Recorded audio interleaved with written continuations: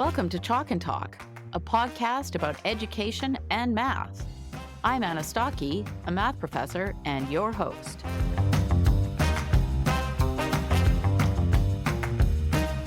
Welcome back to Season 2 of Chalk and Talk.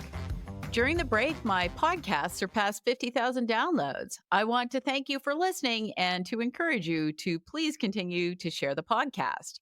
I've got lots of great episodes coming up.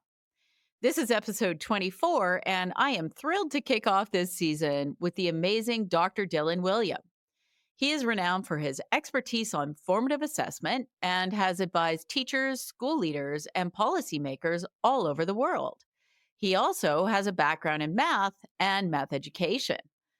A lot of Dylan's research has focused on exploring strategies that are most likely to increase student achievement. His recommendations are both practical and grounded in evidence, so I was excited when he agreed to come on the podcast to share his insights with me and my listeners. We begin by discussing PISA scores and the need to improve math proficiency. We then focus on Dylan's two primary recommendations, a knowledge-rich curriculum and investing in enhancing teacher effectiveness. We also discuss assessment, both formative and summative. If you're not sure what that means, don't worry, we discuss that too. And Dylan provides some concrete examples of how educators, whether in school or post-secondary settings, can effectively use formative assessment to support student learning. Along the way, we discuss math specialists in primary schools and what sorts of things teachers can focus on to have the largest impact. Dylan's explanations are clear and straightforward, and he provides a wealth of practical wisdom for teachers, policymakers, and parents. I learned a lot from this conversation, both about teaching and improving education systems, and I hope you do too. Now, without further ado, let's get started. I am honored to have Dr. Dylan Wiliam joining me today, and he is joining me from Savannah, Georgia. He is emeritus professor at UCL Institute of Education. He holds degrees in mathematics and math education and a PhD from King's College London. He taught in urban public schools and directed a large-scale testing program in England and Wales. He has taught math education at the post-secondary level, and he has also served in several roles in university administration. He directed a math teacher education program, served as Dean of the School of Education and Assistant Provost at King's College London, and was Senior Research Director at the Educational Testing Service in Princeton, New Jersey. He has had a successful research career focused on supporting teachers to develop their use of assessment in support of learning. He has written over 300 books and publications, including the bestseller Inside the Black Box, co-authored with Paul Black, which reviews the research evidence on formative assessment. And he has worked with teachers and school districts all over the world on developing formative assessment practices. In fact, his work with a school was featured in a two-part BBC documentary called The Classroom Experiment, which I just watched recently. And I'm a huge fan of your work, so I'm really excited to talk to you today. Welcome, Dylan. Welcome to my podcast. Great to be here. So before moving into educational research, you were a math teacher. So what grades did you teach? In England, you are either a primary, elementary, or a secondary school teacher. So if you're a secondary school teacher, you'll be teaching basically grades 6 or 7 through to 12. So I taught 11-year-olds up to 18-year-olds. You've taught young children, you've taught what we call high school students, and you've taught math education at the university level. You're well-versed in what happens in math education then. So you wrote several books. And one of the books you wrote is called Creating the Schools Our Children Need, Why What We're Doing Now Won't Help Much, and What We Can Do Instead. And I'd like to discuss some of the recommendations in that book. So in the book, you discuss the need to focus on the things that will make the most difference for student learning. So before we get into that, should we be worried about raising student achievement? And particularly in math, should we be worried about that? Because I care a lot about math. I care a lot about math as well, but I'm much more concerned with the lower end of the achievement range.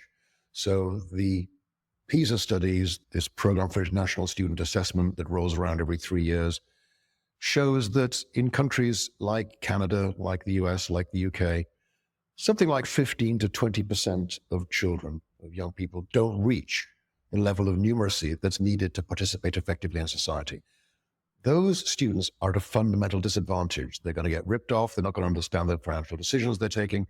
So for me, it's actually, I love mathematics. I want to convince students of its beauty and elegance, but I also want to make sure that every single student leaving our schools is ready to thrive and flourish. And they can't do that unless they have a sound understanding of mathematics. Just to say a little more about that, performing below level 2 on PISA corresponds roughly to a numeracy.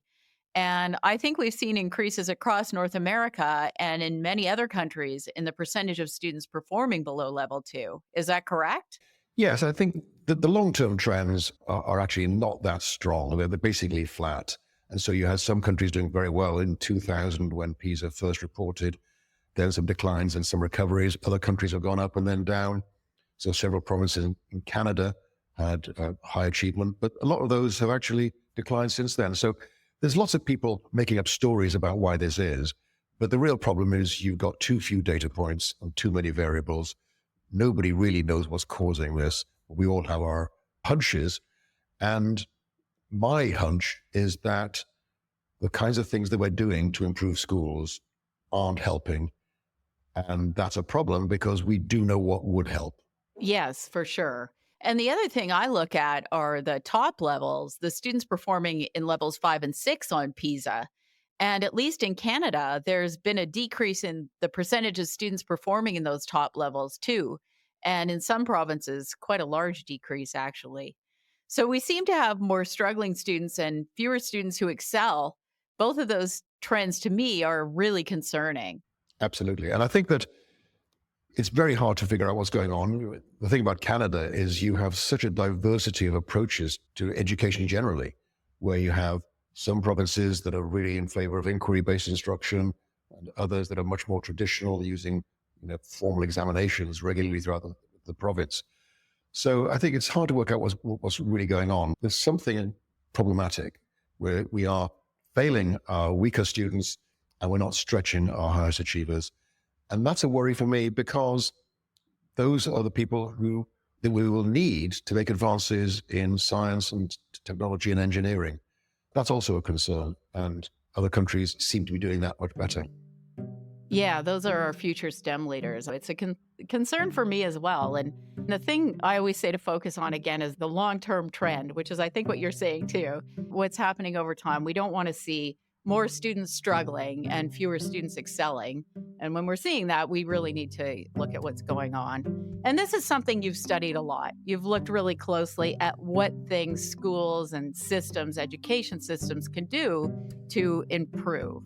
Let's start by discussing the two main things that you think are likely to substantially improve educational achievement. As I understand it, the first is a knowledge-rich curriculum. And the second is investing in teachers who are already in the system, and in particular, creating an expectation that all teachers continue to improve their classroom practice. But before we do that, before we discuss those two things, what were your criteria for determining that these were the two most important things to focus on? Was it research evidence, cost effectiveness? What did you consider when you were thinking about that? It's just that. It's the research evidence with a view to cost effectiveness. So we can always wish we had more knowledgeable teachers. So people point out that there's reasonably strong correlation between teachers' content knowledge and how well their students do. But that's not relevant if you can't increase a teacher's content knowledge. So I come down to this very simple idea, which is, let's say we can find 25 hours of professional development for every teacher every year. What use of that 25 hours is going to have the biggest impact on student achievement? So it's being really focused on what can we do with the teachers we've got. We could wish for more knowledgeable teachers. We should wish for more inspiring teachers, but nobody's going to improve a system by replacing the teachers with other people. You've got to work with the teachers you've got. And the question then is, what should we have them focusing on? What should we have the system focusing on? So the idea is to use your time as effectively and as efficiently as possible with the research evidence in the background, with the research evidence in mind. Right. So let's start with the knowledge-rich curriculum. So what do you mean by that? What is a knowledge-rich curriculum? I think I would summarize it by saying over the last 20 years in Canada and in many other rich countries, we wanted to give students, to improve their ability to think. And so we've done lots of work to give students practice at thinking. We've had initiatives around thinking skills. And those haven't worked because actually students don't need more practice in thinking. They need more things to think with. So it's about equipping them with the concepts that they need to analyze problems. And we see this very strongly in science. The fact is that most of the models that we teach in secondary school science are not things that students will come up with on their own. We need to pass on the labors of past scientists and say, look, you grab a door handle on a cold day. Your initial reaction is, the cold is coming into my hand. But then your training as a physicist kicks in and you say, no, that's not what's happening. What's happening is the metal handle is draining the heat away from my hand. And because metal conducts better than wood, that's why a metal handle feels colder than a wooden handle. That is the result of training students to think like scientists, of giving them these models to think with. And that's what I think we're lacking. We expect students to come up with these models themselves. And the real problem is this. Our teaching is basically designed to be successful with high working memory students. In other words, we teach in a way that suits some students quite well. So the work of John Sweller has shown that exploration followed by consolidation works well for students with a relative degree of expertise. But actually, formal, explicit, step-by-step teaching works better for lower achieving students. And I think the real trap, and certainly I fell into this as a teacher, I taught math using problem solving because I loved a problem solving approach. It took me a long time to realize that I was actually teaching in a way that suited my higher achieving students better than my lower achieving students. I was increasing the diversity, the range of achievement in my classroom because I was using approaches that tended to work for the students who were already good. I was just basically increasing the variance. And that's natural in a way because most teachers are high working memory people. We are in the job because we succeeded in the academic enterprise. And so we teach in a way that we were taught, the way that we like to be taught. And the hardest transition I think that any teacher has to make is your students are not like you. Your students may not actually benefit from the kinds of things that you think would work for you as a learner. And so that's what we need. We need to build up knowledge systematically, and we need to focus on the knowledge step by step. And I think we've often kind of resisted that. I mean, everybody accepts that in coaching in baseball or football, that you build skills up step by step. And I think we've lost that. And it's basically because we think that the best way to get good at something is to practice the thing that you want to get good at. So if you want students to solve problems, the best way to do that is to have them solve problems. Actually, it's not. For a small minority of students, it may be, but for others, step-by-step instruction on the kinds of things that you do when you're solving problems makes students into experts more quickly than having them thrash around and flail and try to figure out solutions. Because then, as John Sweller points out, when kids make their own connections, misconceptions are common. When the teacher builds up the knowledge much more carefully, step by step, misconceptions are relatively rare because the instruction heads that off.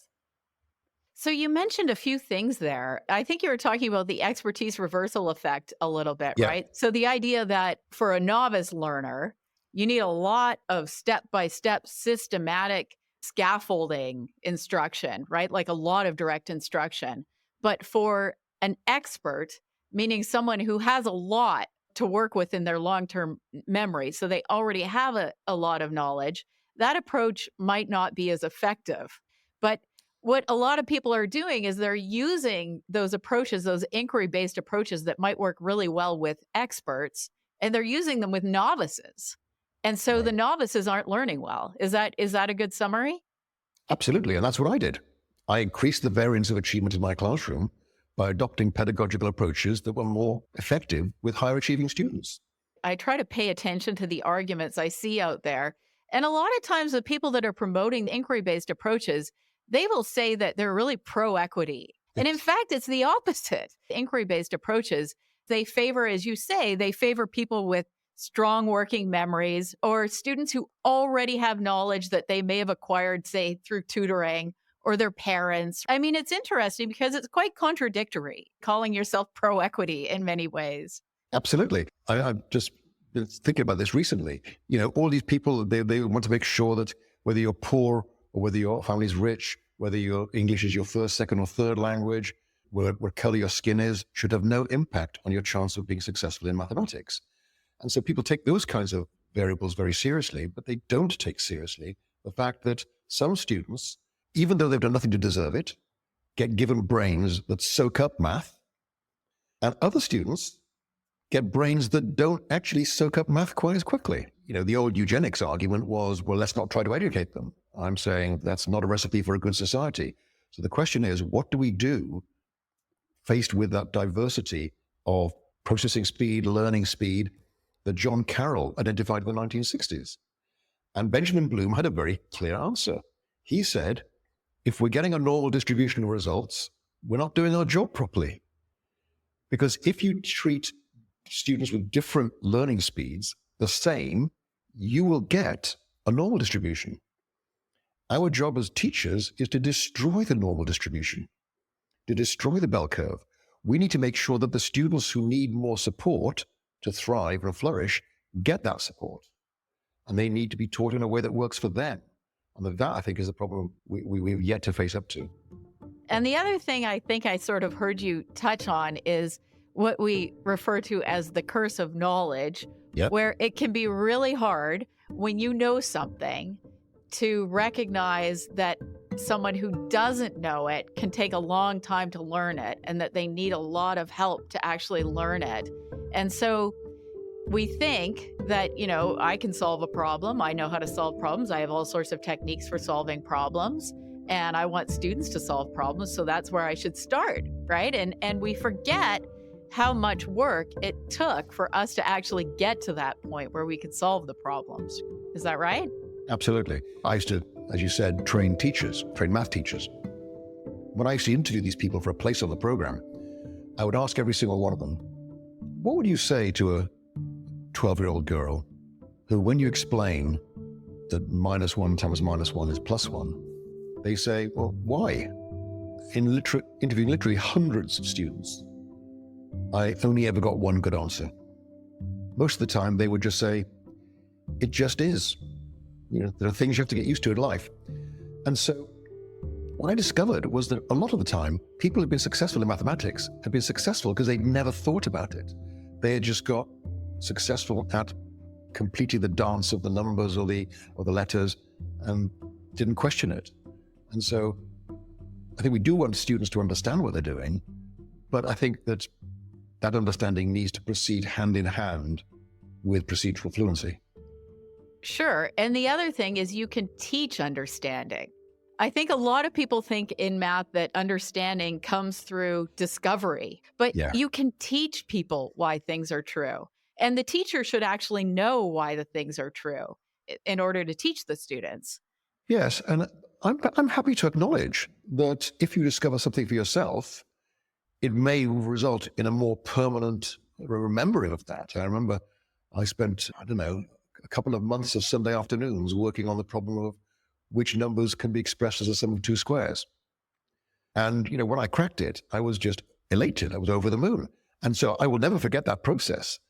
But the problem is, many of our students don't have the time to discover things for themselves. And if we just let them discover things for themselves, they won't cover enough of the mathematics they need to learn. I'm willing to acknowledge that it may be better. I'm not sure about that, but let's stipulate that it is. The question is, what do you do about the students who learn too slowly for that to be a recipe for success? So we want to make sure that students have a lot of tools in their toolbox so that they can effectively solve problems. Not just solve problems, but also think mathematically. I'm not worried about the minutiae or the intricacies of calculus.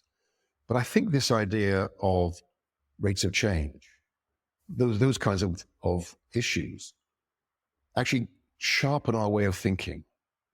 And so it's those tools for thinking when we look at a problem like inflation, understanding when inflation is increasing, you're talking about basically a second derivative. But that kind of understanding comes from the big ideas of mathematics. Let's move on to teacher quality and investing in teachers, which is something you've talked a lot about. So I've heard you mention that teacher quality is the single most important factor impacting student learning. Can you elaborate on that? Well, I think it's the single most important controllable factor. What determines how well students do at school?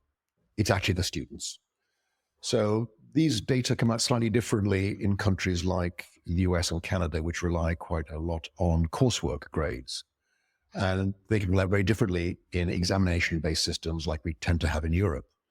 But Ian Deary at the University of Edinburgh found that you could basically account for about 80% of the variance in exam grades at the age of 16 from an IQ test at the age of 11. So basically, kids who do well, and it's not just because of IQ, it's also because those with high IQs actually are more likely to persevere. They're getting something out of their study, and therefore they're more likely to study. And so they're on a virtuous cycle, whereas students who find learning more difficult often get frustrated, and they say, what's the point? Everything I do, I always get a D, and therefore they're trying to say, we have to understand that the variables we can control are a quite small part of the system.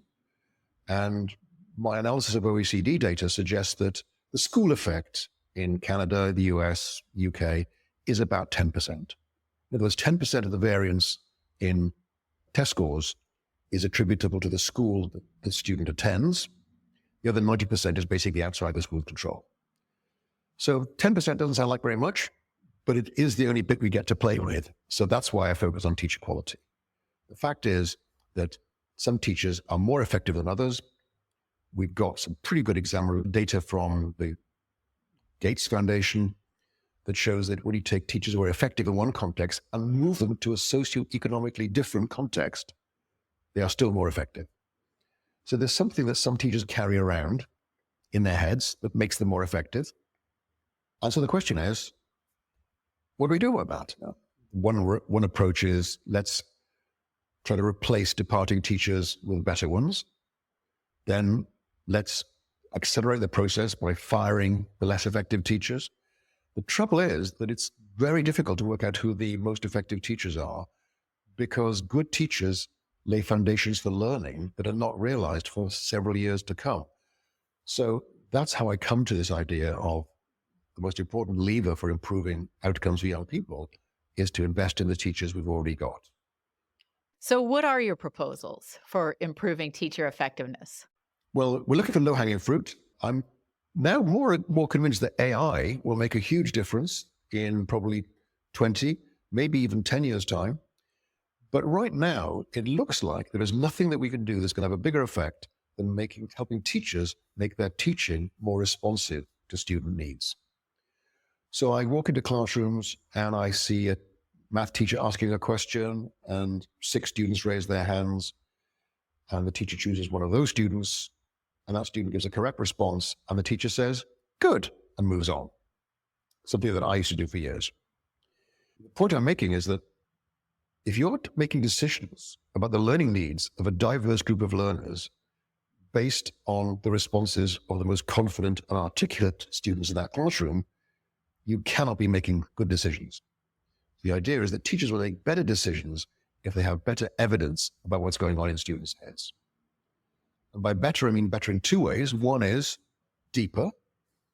So rather than asking students, which is bigger? This is elementary school students. Which is bigger, 0.25 or 0.3? Why is that worth asking? Because many young children believe that 0.25 is greater than 0.3 because 25 is greater than 3. So it's asking questions that elicit useful information and then getting information from the whole group rather than just the usual suspects. So some people advocate cold calling. Cold calling, hearing from students who haven't raised their hands, is better than hearing only from students who raise their hands but it's still unlikely to be a representative sample. So that's why I argue that we should be using universal response systems. And of course, you can buy these so-called classroom clickers and all these expensive bits of technology. And I'm saying, no, don't do that. Just use finger voting. Just ask a multiple choice question and ask the students to signal 1 for A, 2 for B, 3 for C, 4 for D, 5 for E. And just read the class and make a decision about what to do next. You don't need to record it. You just need to make a better decision about what instructional next steps to take on the basis of the better evidence that you have. And so working on that aspect of assessment, thinking about how we give feedback, activating students as owners of their own learning and as learning resources for one another. Those things that we collectively call formative assessment. And it looks like it's the most powerful focus for teacher professional development. A randomized controlled trial published a few years ago randomized 140 high schools into 2 groups. Half of them were just given cash, half of them given resources for teachers to meet together once a month to work on their formative assessment practices. Each teacher would decide out of the menu of things that they'd read about, which 1 or 2 techniques are you going to prioritize? It could be wait time. It could be making statements rather than asking questions, which tend to elicit longer responses. It could be giving fewer grades and more comments about how to improve your work. And the result of the trial, which focused on 9th and 10th grade students, was that in the schools where teachers were doing the formative assessment, the students made 25% more progress over 9th and 10th grades, as measured by external examinations. The footprint of this was 1% of teachers' time. So by having teachers meet together once a month for 75 minutes, taking 1% of their contract time, it yielded an improvement of about 25% in student progress over a 2-year period. So that's why I'm now quite confident that it's probably the best bet. There may be other things out there that we don't know about yet that could be effective, but right now we don't know of anything that has a better prima facie case than helping teachers make their teaching more responsive to student needs. Let's dig into that a little bit more. So first of all, what is the definition of formative assessment? Well, to me, an assessment is formative if it forms the direction of future instruction. It's as simple as that. Benjamin Bloom thought about this as being short tests. And I know why he did that, because of course, learning is a change in long-term memory. In a lesson, you can't work out if the lesson has been successful. You can't check the learning for a couple of weeks because what's important is whether it sticks. But what you can do is make decisions that are better founded on the evidence you have in front of you about what's going on in students' heads right now. And so I think the thing that Paul Black and I did in our 1998 review that I think surprised some people was that we were invited to review the research on classroom assessment, and we broadened it to include those day-by-day and minute-by-minute assessments that teachers make. The sense that teachers make of students' responses to questions are themselves assessments. And they can be formative or they can be summative. So you can either decide, yeah, the students have got it. That's a summative conclusion. Or this is what I need to do next. That's a formative conclusion. And the same assessment can be both summative and formative. So let me give you an elementary school example. I give a young boy a test of his number facts from 1 times 1 up to 10 times 10. There's 100 of them. I choose 20 at random, and he gets 10 of them correct. So because I've chosen them at random, I can reasonably conclude he knows 50% of his number facts. That's a summative conclusion. If I notice he's having difficulty with the 7 times table, that gives me something to go on. That's a formative conclusion. So the same assessment and even the same assessment data can be interpreted formatively or summatively. So we think the best way to define formative and summative is not as kinds of assessments, but as descriptions of the uses that is made of the evidence emerging from those assessments. So if I'm using it to improve instruction, it's formative. If I'm using it just to predict or to label or to conclude, that's summative. Okay, got it. And it's important to discuss the meaning of these terms because as someone who actually came from outside education, A lot of times these terms, people just throw them around and you don't necessarily know what they mean. And I used to think formative assessment really meant diagnostic tests, like diagnostic tests that you give at the beginning of the year to determine where the students are at.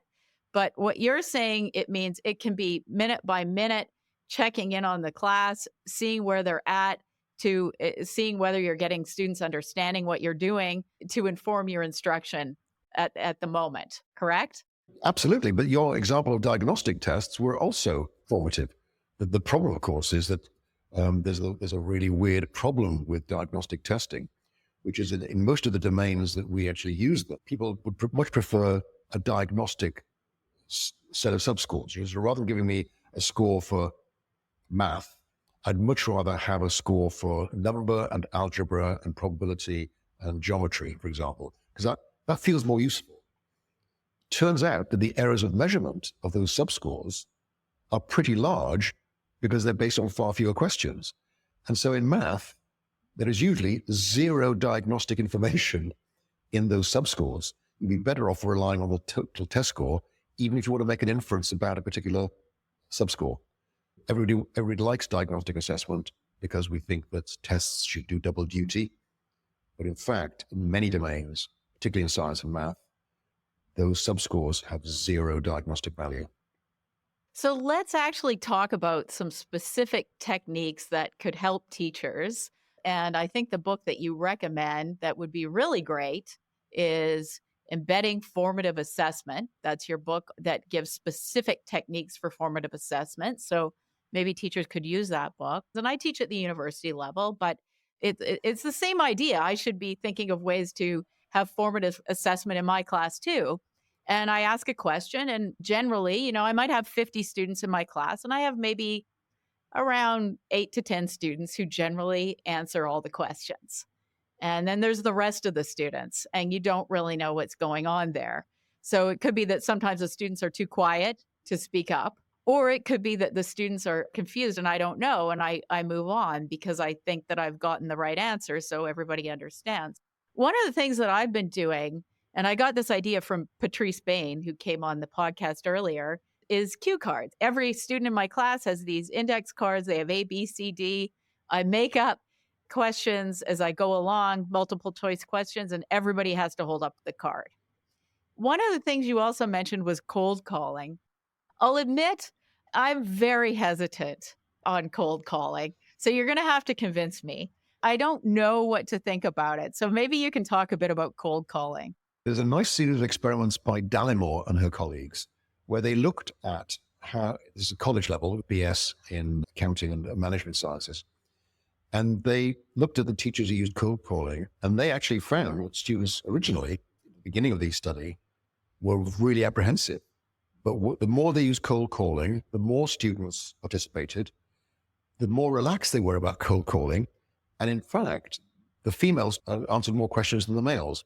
So this is quite interesting research here. But yeah, absolutely, people are worried about cold calling. So important to realize there's two reasons to do cold calling. So Doug Lemov doesn't like the idea of random calling because for him, cold calling is a way, particularly in English or history, to bring in a student you haven't heard. I think you might have an interesting perspective on this. So you bring in a student who hasn't raised their hand because you think they might have something interesting or different to offer. That's a good reason. But I also value the increase in engagement. So I actually, I haven't done this for a while, but when I used to lecture at the Institute of Education, I would lecture all our teacher training students, and we had literally 1,000 in a huge lecture theatre. And I would ask them about a study about the effects of feedback, for example. I'd say, what do you think happened in this study? And there's 5 options, and I would ask them to use finger voting. And I would then pick one of them at random and say, why did you choose A? You chose C. Why was that? I then interviewed the students afterwards. So I do this 2 or 3 times in a lecture. And I said, did the fact that there was a 1 in 1,000 chance that I would pick on you for a response increase your engagement? And every student I interviewed said yes. It's that dual role of getting information that you wouldn't get from the confident students, but it's also that idea that at any point you could ask a student to answer a question or to comment on another student's response. So that's one technique, is this idea of random questioning. But before we go into the others, I think there's another point I'd like to make, which is that our starting point here in terms of professional development is that each teacher should choose which techniques to work on. So our process model is choice, asking teachers to work on the things that they want to work on, rather than trying to have every teacher do the same thing, encouraging them to adapt them to fit their own classrooms and context, allowing them to work on one or two ideas for months if necessary, and then making them accountable for making changes and providing support. So the choice is really important. And so some teachers choose wait time, for example. Now, wait time is really interesting because every teacher I know knows they don't wait long enough after asking a question to give a student a chance to respond. And yet reminding teachers of that research has zero impact on practice. It has as much impact as reminding smokers of the harmful effects of smoking, because it's not a knowledge problem. It's a habit change problem. And so one of the things I've been trying to do in my own teaching, now with teachers, is I've been trying to move away from questions to statements. It turns out that if you make statements rather than asking questions, people tend to give longer, more thoughtful responses. I'm not sure why this is, but my hunch is you can be wrong answering a question. You can't be wrong responding to a statement. So it's about having a mindset where I'm just thinking, how can I get more out of my students? How can I get my students to share with me what's going on in their heads? Because if I can't get that information, I can't teach effectively. And so for the last basically 4 years now, I've been trying to move away from questions and towards statements. You chose A. Rather than say, why did you choose A? You chose A. I'm interested in hearing a little more about that. It seems a gentler approach. Making statements rather than asking questions, focusing on wait time, using multiple choice questions. One of the things about multiple choice questions is that it's really hard to find good responses. So one of the things I like to do is to give students little 3x5 inches, little index cards, and you ask a question at the end of the lesson, so-called exit ticket or exit pass. And then you look at the most interesting incorrect answers and you use those as distractors, as incorrect options in your multiple choice questions. Make sure that the responses you're offering are things that students actually thought, which makes the questions more revealing. And recent research has suggested that asking the question before you show the options increases long-term retention. And very much more recently, asking students to rate their confidence that this response is correct when compared to the other options they've been offered. And interestingly, asking students to rate their confidence in their answer had zero impact on long-term retention. But asking them to rate it versus the other options seemed to increase the amount of engagement that the students had in answering the question, which of course then causes long-term retention. So, there's lots of techniques like this. There's 50 of them in the book that you mentioned. People want the 50. Give me the list. And then they just choose one and try it once and go on to the next one. What I'm saying is we need to be helping teachers accumulate. I've lost track of the number of times I've described a formative assessment technique to a group of teachers. And somebody says to me, oh yeah, I used to do that. It was good. I used to do that. It was good, but something else came along and I don't do it anymore. So if we're interested in making this change sustainable, we have to give teachers time to make these techniques part of their classroom habits. So I'm very happy if a teacher works on wait time for 6 months, because once you get to that point, you never go back.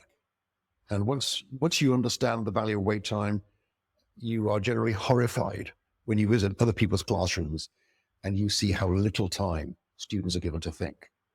So it's about changing that orientation towards, how can I get more out of my students? How can I get more coming back so that I can make better decisions about what to do next? And of course, them articulating their thoughts is also good for their own cognition. So it's that two-way process of me getting better evidence to make better decisions that results in better learning. And those are really great tips. And so you mentioned that the book has 50 ideas in there. Try some of them and try to stick with them. I actually want to pick up on that point because there's a lot of switching around in education from what I've noticed. So people don't maybe stick with things long enough, or they stick with the wrong things. And I've heard you say actually that it's self-indulgent for teachers to spend time getting better at things that actually don't help children learn when there's evidence about things that do help students learn. And I think that is actually a really important point because, and I don't always think it's the teachers who are doing this. I think it's sometimes districts, Absolutely. administrators bringing in professional development from people that are promoting methods that are actually unhelpful for learning. I mean, I see this all the time in Canada. And so I'm wondering if you can elaborate a little bit on that. I think it's difficult because educational research is very messy. We don't have the clarity of evidence we'd like. So the work of Robert Pianta at the University of Virginia and Bridget Hamre has shown that roughly 25% of students get reading in elementary school. Their progress is independent of the quality of teaching they receive. So these kids just take off. They're called fast readers. For the other 75%, their progress in reading depends on the quality of instruction they receive. And so people who want to say, well, this approach really works, can always point to a lot of students for whom it did work. And so the stuff about inquiry-based versus explicit instruction. People will say, well, inquiry-based is better or explicit instruction is better. We're now understanding it with a bit more nuance that it depends the level of expertise the student has. So in this situation, it works. In this situation, it doesn't work. And so we have to be quite careful about what is our evidence base. We get these things that are called aptitude treatment interactions. It works for some students and not others. We also have to be careful what kind of thing we're focusing on. So the work of David Geary contrasts biologically primary and biologically secondary knowledge. So biologically primary knowledge is the knowledge of things that we are basically evolved to do. So recognizing faces, speaking and listening. You don't need to teach these things. In fact, they can't be taught. They're not innate, but they are learnable if students are exposed to a rich environment. Other things like writing and math, he describes as biologically secondary. And those things we're not evolved to do. We need explicit instruction. So often I see people arguing for play, but they're arguing for play in things that would probably be more beneficial with direct instruction because they're biologically secondary. On the other hand, I see people using direct instruction for things that really are biologically primary, and therefore you can't do much about it. So John Sweller suggests that transfer and generalization are biologically primary things. We are evolved to do those things. So what you need is not to teach people how to do this, but to expose them to an environment where they explore those ideas themselves. So it's getting those things right. And that's why the research is so inconclusive, because everybody can find evidence to support just about any point of view in educational research. I personally think that in most situations, explicit instruction, direct instruction, as Siegfried Engelmann called it, is highly effective. And in fact, there's now research that shows that achievement causes motivation at least as much as motivation causes achievement. The fact is that many teachers are faced with students who are bored and who'd rather be doing something else. And so I think that our focus shouldn't necessarily be on achievement right now. The thing I'm convinced of is that 50 years ago, we could probably claim that students could learn everything they needed for the rest of their lives by the time they were 18. Now we know that's not true. So for me, it's now much more important that our students leave us at the age of 18 with a desire to carry on learning. If you teach your students a lot of stuff, but extinguish that passion for learning that every 5-year-old has when they arrive in school, if you extinguish that passion for learning, you have failed that student. So I can see a rationale for inquiry-based instruction, first of all, in developing things like curiosity, which is biologically primary, and also in just breaking up the pattern of study. So for me, it's much more complicated because the aim is not just raw achievement right now. We also have to be making sure that our students are able to carry on learning and then also understand how to carry on learning themselves so they can learn how to learn. You talk a lot about formative assessment, but what about summative assessment? Is summative assessment also important? It is. It's the backdrop. The nice thing about summative assessments, especially when they're externally set and graded, is they make the teacher into the student's ally. So let's take an extreme case. In the US, the grades that students get from their teachers determine which universities they get. And therefore, the students will see their teacher as the enemy. The teacher gives you a B when you need an A to get into your college of choice. In the European system, also in Japan, there's an exam set by external people, scored by external people, and the teacher is your coach, like trying to get the athlete to clear the bar at a high jump bar at 2 meters. I've never seen a high jumper say to the coach when they fail to clear the bar, and the coach says, "You failed." I've never seen an athlete say, "Well, that's just your opinion." It's an objective standard. And so the teacher in that examination-based system can become the student's ally. I think increasingly we're going to see AI making the traditional coursework grade-based approach increasingly impossible to implement fairly. It's now clear to me that AI can't detect AI. So I've tried doing things with AI checkers. I asked an AI package to write an assessment policy for a high school. Did a pretty good job. I submitted that to an AI checker. It said there was a 75% chance it was produced by AI. I deleted the first sentence and then ran it again, and this time it was only a 4% chance. So basically, students can now submit their work to an AI checker, and it says, yes, this is going to get tagged as being AI produced. So what they can then do is put it through a paraphraser, and students can keep on checking with an AI checker until this actually comes back as something that is not likely to get detected. So I think that whole coursework-based model is going to be impossible to maintain. And so we can have examinations, we could have controlled conditions, so students don't take work away from the classroom, but we actually have them do a piece of writing in a class where we can control access to AI. And the other approach we might be able to adopt is to have some way of judging the provenance of a piece of work. So we might ask students to submit drafts and see how they've taken the feedback they've been given and using that to improve. So that might also help. But I think exams are going to become more and more important because of the way that AI basically makes it impossible to authenticate work that students take out of the classroom. You mentioned an exam in the UK. Is it written at age 16? Yeah, so basically students will typically take 10 exams at the age of 16, English, math, science, history, geography, music, whatever, and then they will focus down. So in the last 2 years in high school, they will choose typically 3 or 4 subjects. And that's written by an external body, and every Yep. student writes the same exam. There are competing boards, so groups of universities have their own examination agencies, but I think it's down to 3 now in England, and the rigor of their examinations is examined to make sure that they're not making the exams too easy to attract business. Okay. And what's the purpose of the exam? What do they use it for? What do they use the results for? Well, the exams taken at 18 were basically for university entrance. So you get certain grades. So, if you apply to a university and the university will say, okay, yes, we like you, and we will offer you a place if you get 2 grade A's and 1 grade B in your 3 subjects at the age of 18. These exams were originally written by the universities for university entrance.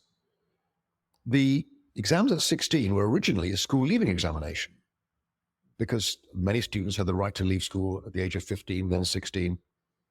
But they are becoming a bit irrelevant now because de facto education is extending to 18. Even if kids get into work, they have a right to get some kind of work-based training. So there's a debate about whether these exams are useful because they're becoming an increasingly irrelevant punctuation mark in a 5 to 18 education system. So, it's interesting because in some Canadian provinces, we really don't even have standardized, what I'd call standardized testing, or very much of it. So, Yeah. for instance, BC, I don't think they have much at all anymore. No. There's not a lot in my province. For university entrance, it would be better. if there was a more uniform exam Yeah, that students took. Or just in general, I personally think it's a good idea because it checks how things are going, whether things need to improve, and it's an accountability measure in some sense. absolutely. And I think that the trap to avoid is what's happened in the United States, where they've gone down a kind of aptitude testing program with these, what used to be called the Scholastic Aptitude Test, which is now just the SAT. The problem with that is that I don't really want to measure aptitude. I want to measure math achievement. So I think that if we are going to go towards examinations, they have to be achievement-based examinations. Can students do these following kinds of things? Can they integrate 1 over 1 plus x squared or whatever, That to me would be much more useful for the university to say, yeah, this student is ready to go straight into our honors mathematics course. And this student probably doesn't actually have the background and they will struggle if we take them. So that would seem to me to be much more useful to the universities in making these choices about which students to accept. You talk about teacher effectiveness and things we can do to improve teacher practice. And I do want to ask you about one thing, because you've taught math education, you've directed a math education program, and I'm not sure what it was like in the UK, but here in Canada, it's actually quite common that a lot of primary school teachers actually struggle a lot with math. And in Canada, primary school teachers teach all subjects. That's often the case up to even grade 8 sometimes. And it has been suggested, some people will suggest, that it might be worth having math specialists teaching math in elementary schools. Do you have any thoughts on that? I used to believe that was true. I used to believe quite strongly that, say, for 5th and 6th grade, we should actually have math being taught by subject specialists.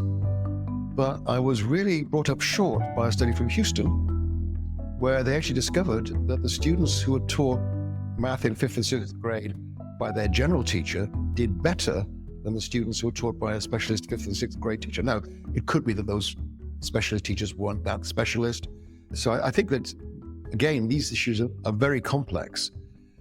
Everybody decries the math capacity of elementary school teachers in most countries that I've visited.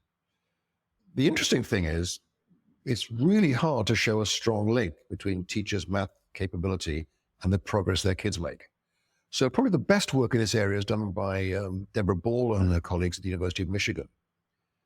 And they developed this assessment of mathematical knowledge for teaching.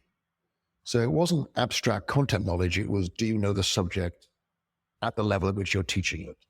Can you explain why to divide fractions you invert and multiply?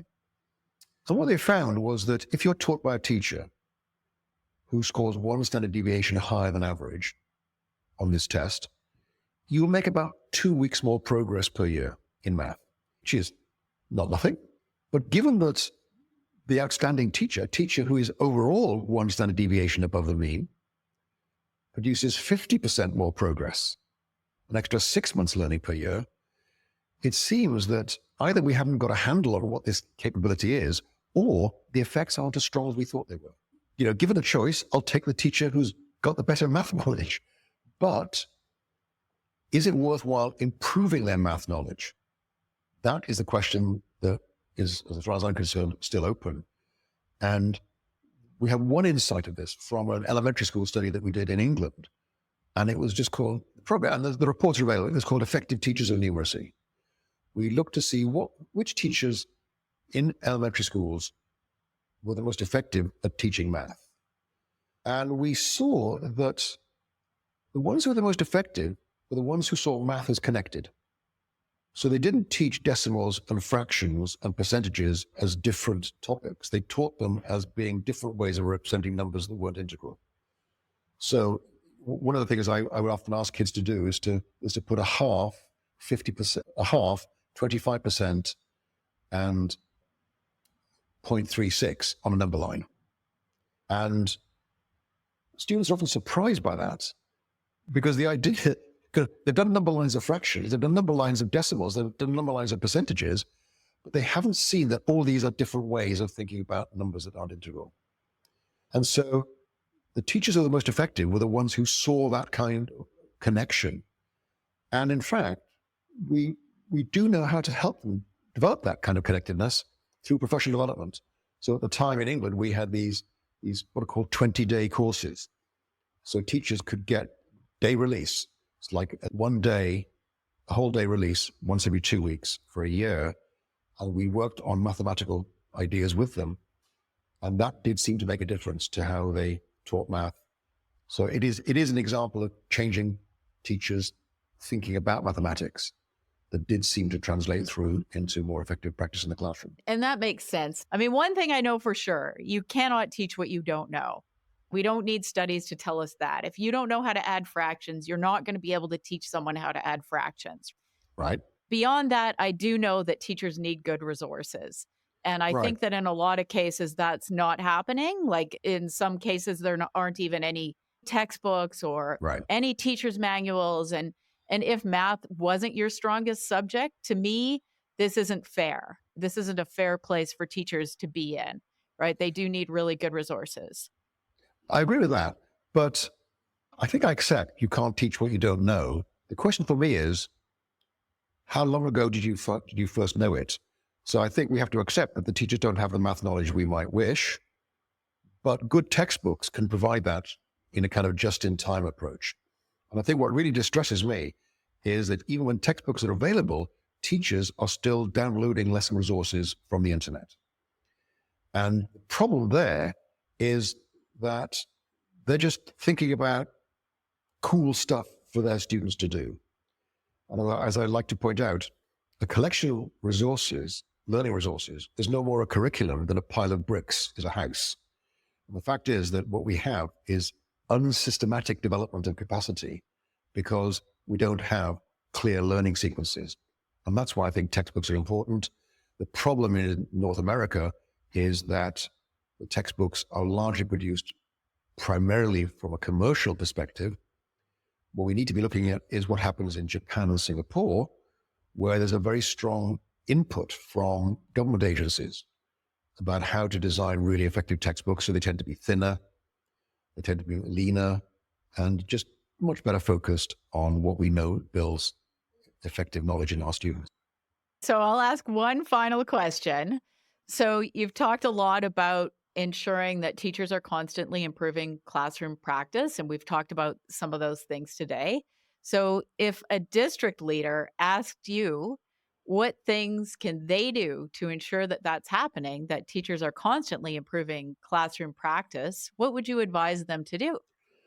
It depends how much political room for maneuver they have. So if it was a district that had a kind of step and lane compensation system, whereby teachers get an annual pay rise just for getting older, I would like to replace that by a requirement that a teacher demonstrates increases in skill or capacity. So the idea is something for something. So the idea is, here's my proposal, and maybe too radical for many districts. Every 6 months or so, a teacher would meet with a supervisor. The supervisor would say, what are you planning on getting better at over the next 6 months? The teacher would outline that. The supervisor would say, what's the evidence that will make a difference? So they'd have to engage with the research in some way. And then the supervisor would ask, what evidence are you going to bring me in 6 months' time to support your claim that you got better? And so it could be videos of classroom practice, it could be test scores, it could be questionnaires with students. But the idea is that the teacher chooses what to work on, provided they can say it's likely to make a difference. And they choose the evidence base that's going to support those claims. And then the supervisor says, how can I help? What support do you need from me to do that? And I got that idea from being a provost. Because when you're a university provost, you end up line managing people who do work that you do not understand. So you say to the professor of organic chemistry, what's your plan for the year? Well, how will I be successful? Well, maybe 6 articles in referee journals and at least so many millions in grant income. Okay, how can I help? This idea that past 3 years of practice, and let's support teachers closely in the first 3 years. But after 3 years, they should be ready to decide their own professional learning agenda, and we structure that, and we build a system whereby the teachers are responsible for making their own decisions about the ways that they get better with a view to maximizing the benefit for their students. Very logical advice. I love it. Thank you so much for joining me today. I really enjoyed the conversation. There's going to be so many great things for teachers to walk away with from this. So I really appreciate you joining me. Thank you. It's been fun. More in just a moment. As always, we've included a resource page for this episode that has links to articles and books mentioned in the episode, including a link to the BBC documentary on Dylan's work. I'll have another great episode coming out on April 12th.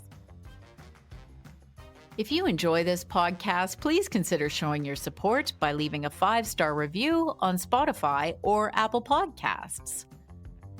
Chalk and Talk is produced by me, Anna Stokke, transcript and resource page by Jasmine Boisclair, social media images by Nicole Melem Gutierrez. Subscribe on your favorite podcast app to get new episodes delivered as they become available. You can follow me on X for notifications or check out my website, annastokke.com, for more information. This podcast received funding through a University of Winnipeg Knowledge Mobilization and Community Impact Grant funded through the Anthony Swady Knowledge Impact Fund.